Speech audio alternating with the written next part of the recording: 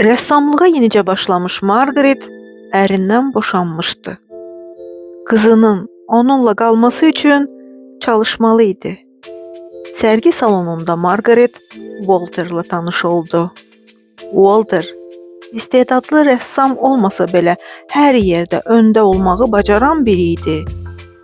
Margaret'in rəsm əsərlərini görən Walter hələ heç yerdə bu tərzdə olmayan tablolara valeh oldu. Margaret'lə evləndi.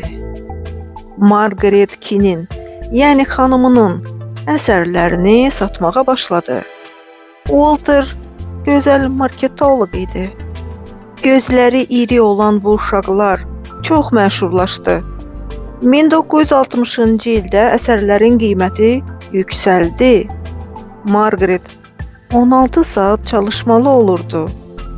Sonra qadın ərinin tablolarına öz imzasını qoyduğunu gördü. Buna narazılığını bildirdi. Walter dedi ki, artıq çox gecdir. İndi bu üzə çıxsa, güya alıcılar əsərləri geri qaytara bilərlər. Walter Margaret'in çəkdiyi əsərlərin təbrik açıqçalarını belə çıxarmağa başladı. Qadının bank hesabına əl qoydu.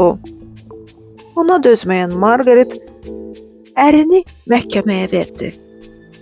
1980-ci ildə Margaret öz müəllif haqlarını sübut etdi.